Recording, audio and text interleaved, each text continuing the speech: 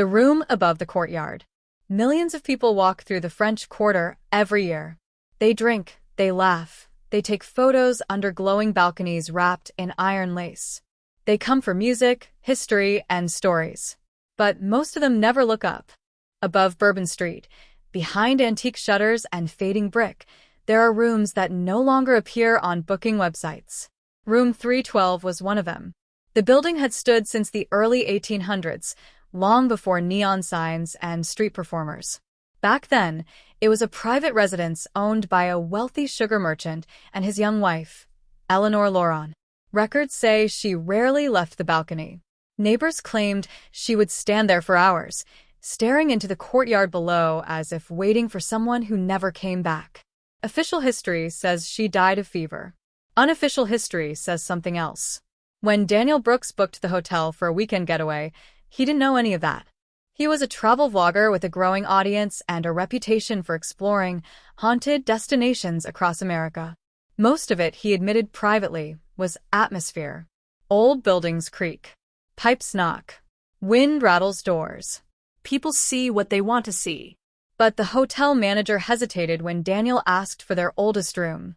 "You don't want that one," she said carefully. Daniel smiled into his camera.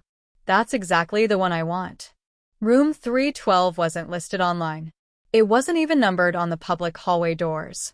A maintenance sign hung on the handle. The manager unlocked it herself. The air inside felt different. Not colder, just heavier.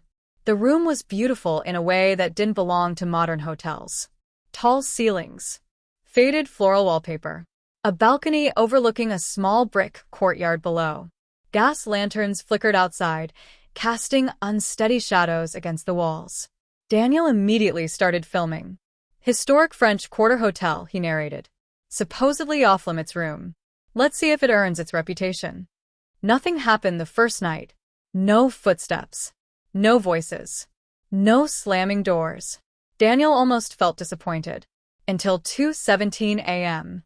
His camera, set up on a tripod facing the balcony doors, turned on by itself. The footage would later show something strange. At exactly 2:17 a.m., the balcony door handle slowly turned. But the door did not open. It simply trembled, as though someone on the other side was testing it. Daniel slept through it. The next morning, he reviewed the footage while drinking coffee at a cafe nearby. He frowned. He clearly remembered locking the balcony door. He had checked it twice. In the video, there was no wind. No visible movement outside. Just the handle. Turning. He told himself it was pressure. Old buildings shift. Wood expands. That night, he decided to stay awake. At 2:14 a.m., he sat on the edge of the bed, camera pointed toward the balcony. At 2:16, the courtyard lanterns flickered simultaneously. At 2:17, something stepped into view outside the glass. Not fully visible. Just a shape where reflection should have been. Daniel froze. The figure didn't move like a person. It didn't sway or breathe. It simply stood there, wrong in a way he couldn't explain. Then, slowly, the balcony door handle began to turn again. This time, the door unlocked. Daniel knew he had locked it. The door creaked open 2 inches. Warm Louisiana air spilled into the room. And with it came the faintest sound. A whisper. Not loud. Not dramatic. Just close enough to feel like it came from inside his own head. "Stay." Daniel didn't scream. He didn't run. He did something worse. He stepped toward the balcony. Outside, the courtyard was empty. The lanterns burned steadily again. But when he looked down at the bricks below, he saw something that made his stomach drop. Wet footprints. Leading from the center of the courtyard to directly beneath his balcony. Barefoot. Small. As if someone had been standing there, waiting. When Daniel leaned farther over the railing, the whisper came again. This time clearer. "Don't leave me." The next morning, Daniel asked the hotel manager about Eleanor Laurent. Her face changed. "You shouldn't say her name in that room," she replied quietly.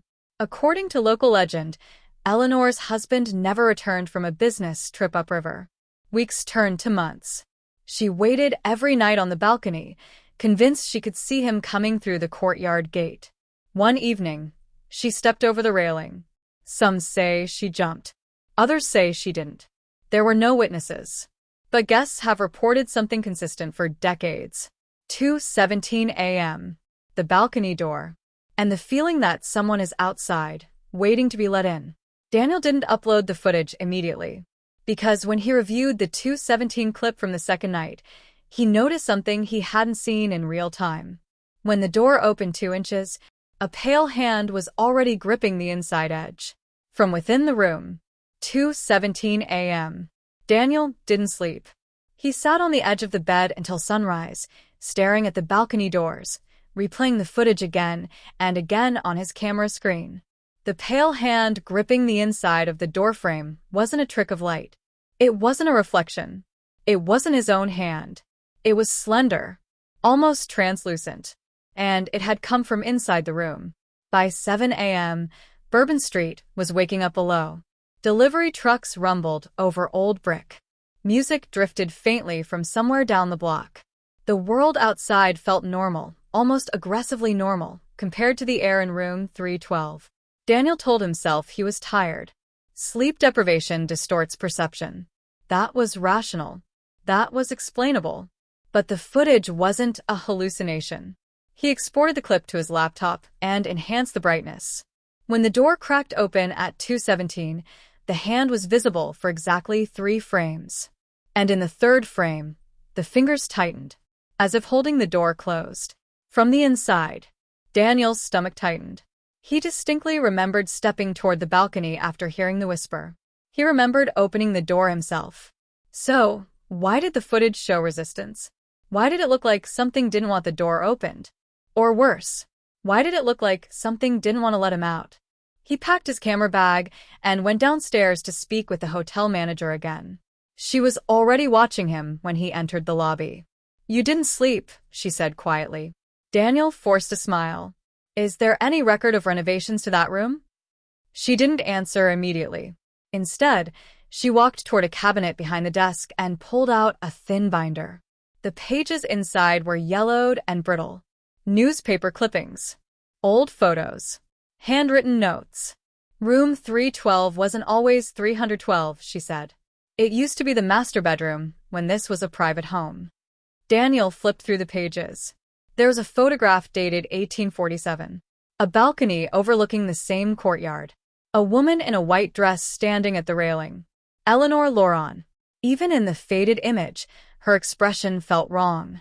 Not sad. Not hopeful. Trapped. "The official record says she fell," the manager continued. "But there were inconsistencies." Like what? There was no impact damage. Daniel looked up. No broken bones consistent with a fall from that height. No blood pooling where she landed. And no witnesses heard a scream. So what happened? The manager hesitated. They found her inside the house. A slow chill crept up Daniel's spine. In the bedroom. Room 312.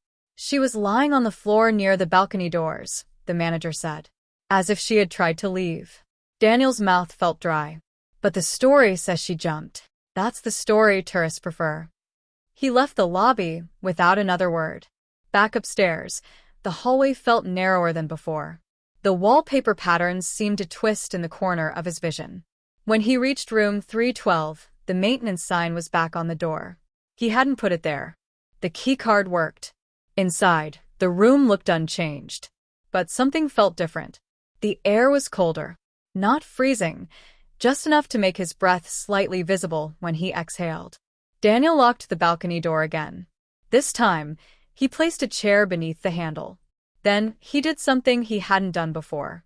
He turned the camera toward the bedroom door instead of the balcony. If the hand had been inside the room, he needed to see where it came from. Night fell slower than usual. The French Quarter glowed in warm amber tones. Laughter echoed from the streets. Music pulsed. Life continued. Inside room 312, silence pressed against the walls. Daniel checked the time. 2:15 a.m. His pulse began to quicken. 2:16. The lanterns in the courtyard flickered, just like before. But this time, the balcony door didn't move. Instead, the bedroom door handle twitched. Daniel's breath stopped. The door was locked. He had locked it himself. The handle turned slowly. Once. Twice. Then stopped. A soft knock followed. 3 gentle taps. Daniel didn't move. Another knock. Softer this time. Then a whisper. Not from the balcony. Not from outside. From the hallway. Let me in. The voice wasn't dramatic or monstrous. It was small. Strained. Lonely. Daniel's hands trembled as he stared at the door. The camera captured everything. The chair beneath the balcony handle suddenly scraped across the floor. Behind him, Daniel spun around. The chair was no longer beneath the balcony door. It was in the center of the room, facing the bed. His heart pounded so loudly he could barely hear anything else. The whisper came again, but now it was inside, right beside him. You left me. The bedroom door burst open. Not violently, just enough to swing inward and reveal darkness beyond. The hallway lights had gone out. Daniel grabbed his camera and stepped backward. Something shifted near the ceiling. A shadow, where no shadow should be. It slid down the wall slowly, like liquid spilling. When it touched the floor, it began to take shape. Not fully human, but almost. The figure stood between him and the exit. Its outline shimmered faintly, as though it couldn't decide what it wanted to be. Daniel whispered, "What do you want?" The figure tilted its head, and for the first time he saw a face. Not detailed, not solid, but enough to recognize the features from the old photograph. Eleanor. Her mouth moved. "I never left." The balcony door behind him creaked open again. This time, there was no hand. No resistance. Just the sound of something stepping into the room. From outside, Daniel turned slowly. There was another shape on the balcony. Taller. Darker. Watching. The first figure, Eleanor, didn't move toward him. She moved toward the balcony. Toward the second shape. As if afraid of it. As if she had been hiding from it. For nearly 2 centuries. Daniel understood then. She hadn't been waiting for her husband. She had been trying to escape something else. The taller figure stepped forward. Its outline was distorted. Elongated limbs, unnatural angles. It didn't resemble a person at all. It resembled absence. The temperature in the room plummeted. The camera screen began to glitch. The taller figure stretched one arm toward Daniel and whispered, in a voice that vibrated through the walls, "Stay." Eleanor screamed, not loudly, but with the sound of someone who had screamed for years without being heard. She lunged toward Daniel and shoved him backward. He stumbled through the bedroom doorway into the hallway. The door slammed shut between him and the room. Silence. The hallway lights flickered back on. Daniel stood frozen, breathing hard.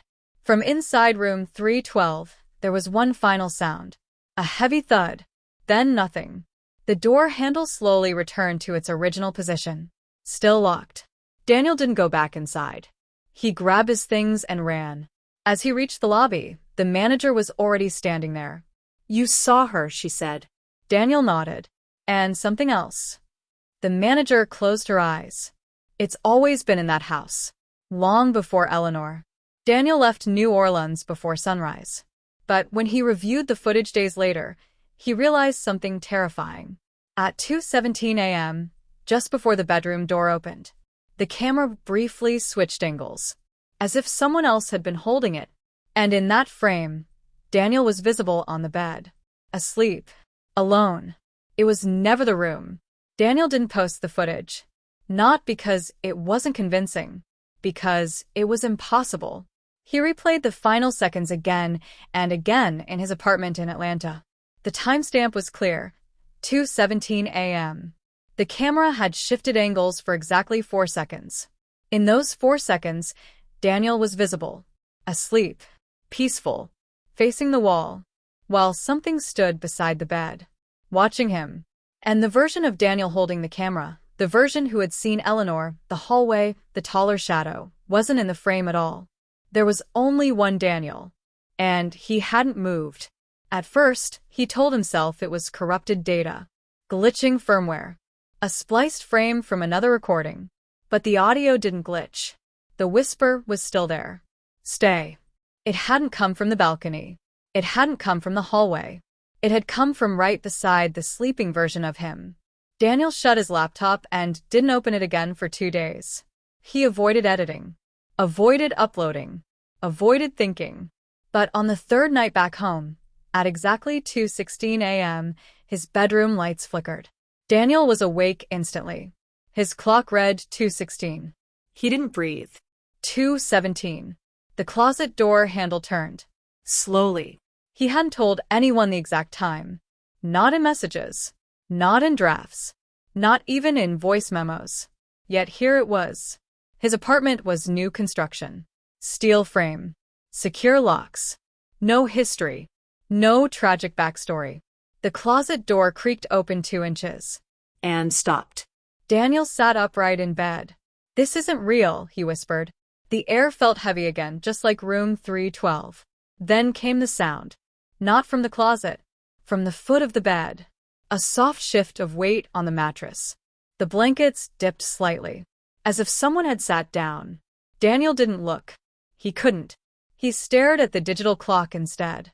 2:17. The time didn't change. The seconds weren't moving. His pulse roared in his ears. The whisper came again, closer than ever. "You left." Daniel forced himself to turn his head. There was nothing visible at the foot of the bed, but the mattress was still compressed, and the indentation slowly deepened, as if something were leaning closer. He lunged for his bedside lamp and switched it on. The indentation vanished instantly. The clock resumed ticking. 2:18. Silence. Daniel didn't sleep the rest of the night. By morning, he understood something clearly. The entity wasn't tied to the hotel. And Eleanor hadn't been haunting the balcony. She had been hiding from it. He reopened the footage from New Orleans, frame by frame. At the moment the taller shadow entered room 312, Eleanor hadn't moved toward Daniel for help. She had moved toward him to push him out, to protect him from the thing that said stay. Daniel enhanced the final hallway frame, the one where the camera angle shifted. Behind the sleeping version of himself, something stood in the corner of the room. Tall. Distorted. And closer to the bed than he remembered. He froze the image. Zoomed in. The shape wasn't just watching him. It was watching the door. Waiting. As if expecting someone else to enter. That's when Daniel noticed something he hadn't before. In the hallway footage from the hotel, just before the bedroom door burst open, there was a second shadow on the wall. Not Eleanor. Not the tall entity. A third presence. Smaller. Pressed against the corner. Watching. And trembling. Eleanor hadn't been alone in that house. She had been one of many. Daniel searched historical records obsessively. Missing persons reports from New Orleans dating back to the 1800s. Hotel guests who vanished. Tenants who disappeared without explanation. A pattern emerged. Most of them had stayed in upper-level rooms with balcony access. Most of them were reported to have complained about sleep disturbances. And nearly all of them were last seen alive after midnight. No one had recorded the exact time. Except him. Daniel checked the metadata on his Atlanta footage. The glitch angle, the one where he was asleep. The timestamp read 2:17 a.m. But the recording file had been created at 2:16, meaning the camera had turned itself on. Before anything happened. He hadn't touched it. His phone buzzed. Unknown number. He almost didn't answer. "Daniel Brooks?" a woman's voice asked. "Yes. My name is Dr. Avery Cole. I study environmental anomalies." He almost hung up. "I saw your draft upload," she continued. Daniel's blood ran cold. "I didn't upload it. You saved it to a cloud drive." He had. "Private. Unlisted. Your video contains a pattern I've been tracking for 8 years," she said. Daniel didn't respond. 2:17 a.m., she added. His throat tightened. "There are reports across multiple states," she continued. "Different buildings. Different people. Same time." Daniel sat down slowly. "What kind of reports?" "Electronic devices activating on their own. Individuals experiencing dual perception, being awake and asleep simultaneously. And one consistent phrase." He already knew. "Stay," he whispered. There was a pause. Yes. Dr. Cole explained that the phenomenon wasn't location-based. It wasn't tied to architecture or tragedy. It was attached to attention. People who investigated haunted locations. People who invited interaction. People who stayed awake at 2:17 to see what would happen. It wasn't feeding on buildings. It was feeding on awareness. Daniel's mind raced. So, Eleanor may have been someone who tried to resist.